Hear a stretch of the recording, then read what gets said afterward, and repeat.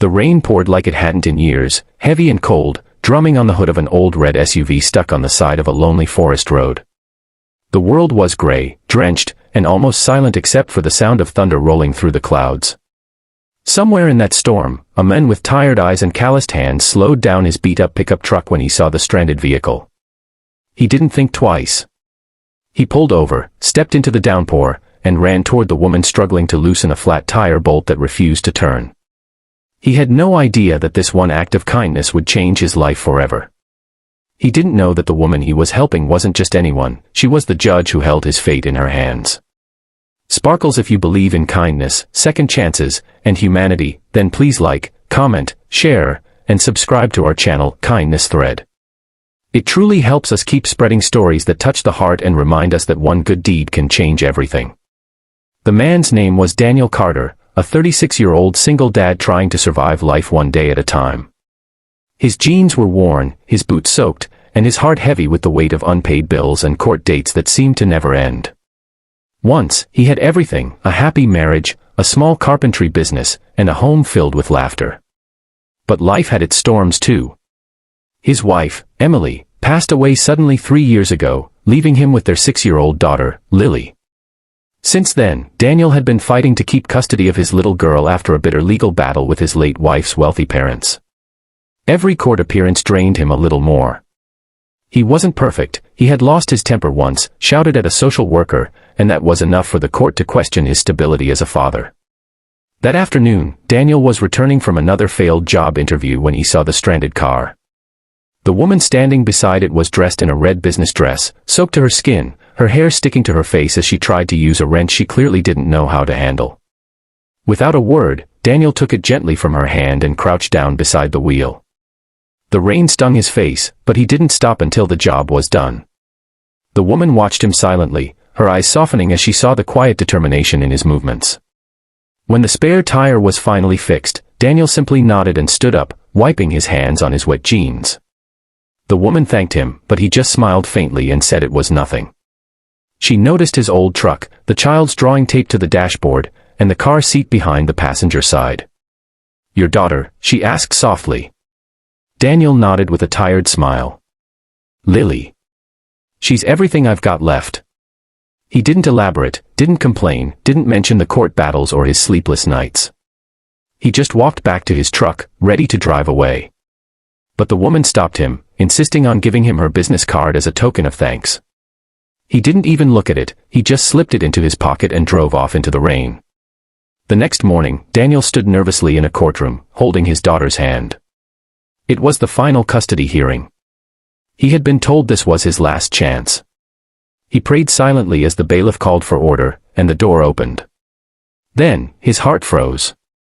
Walking into the courtroom, wearing the same calm but piercing expression as yesterday, was the woman in the red dress, now in a black robe. Judge Rebecca Allen. For a moment, time stopped. She looked at him, recognition flashed in her eyes, but she said nothing. Professional, composed, unreadable. Daniel's heart pounded. He realized that the woman he had helped on that stormy road was the same person who would now decide whether he got to keep his daughter or lose her forever.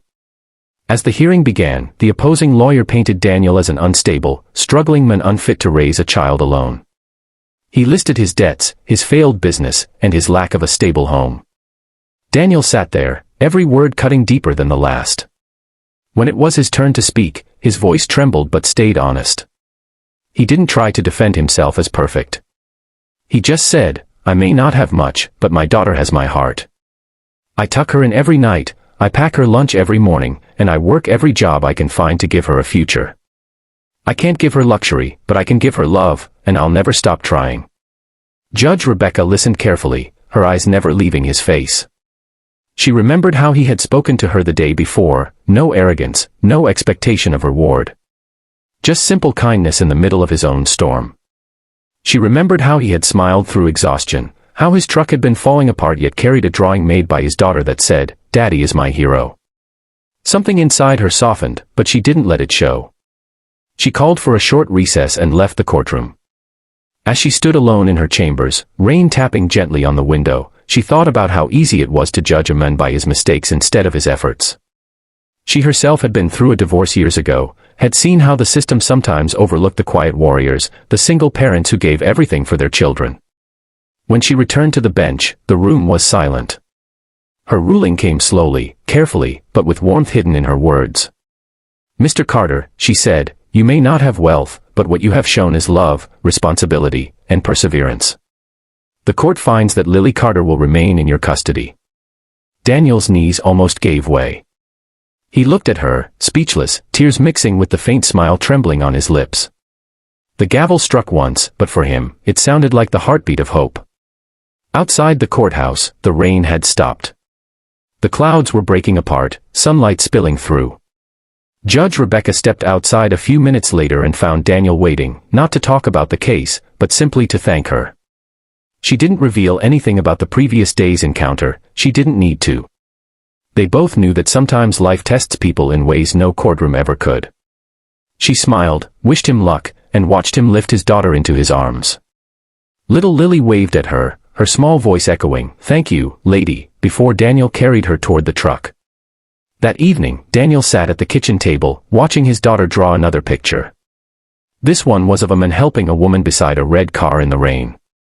She titled it, "Daddy Helps People." He smiled quietly, realizing how life had come full circle, how a single moment of compassion had saved not just his soul, but his future. Red Heart, if this story touched your heart, please take a moment to like, share, and subscribe to Kindness Thread.